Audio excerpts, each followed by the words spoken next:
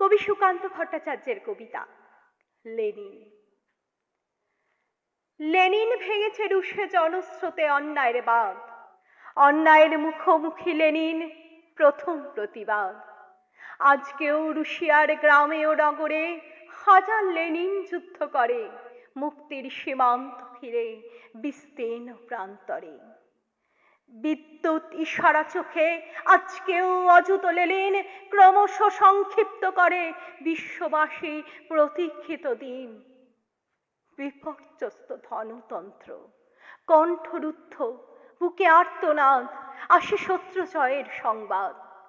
সযত্নে মুখোশধারী ধনিকেরও বন্ধ আস্ফালন, কাঁপে হৃদযন্ত্র তার, চোখে মুখে চিহ্নিত মরণ।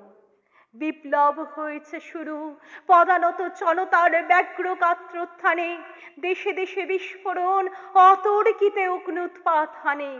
দিকে দিকে কোণে কোণে লেনিনের পদধ্বনি আজও যায় শোনা।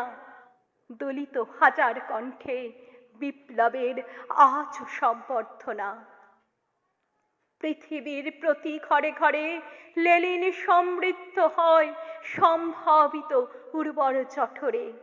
আশ্চর্য উদ্দাম বেগে বিপ্লবের প্রত্যেক আকাশে লেনিনের সূর্যদীপ্তি রক্তের তরঙ্গে ভেসে আসে। Italy, German, Japan, England, America, চীন, যেখানে মুক্তির যুদ্ধ সেখানেই কমরেড লেনিন।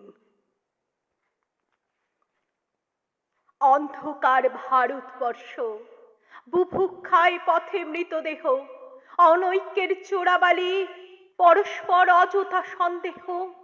দরজায় চিহ্নিত নিত্র শত্রুর উদ্ধত পতাকা, অদৃষ্ট ভৎসনা, ক্লান্ত কাটে দিন, বিমর্ষ রাত। বিদেশি শৃঙ্খলে পিষ্ট, শ্বাস তার ক্রমাগত ক্ষীণ। এখানেও আয়োজন পূর্ণ করে নিঃশব্দে লেনিন। লেনিন ভেঙেছে বিশ্বে জনস্রোতে অন্যায়ের বাঁধ, অন্যায়ের মুখোমুখি লেনিন জানায় প্রতিবাদ।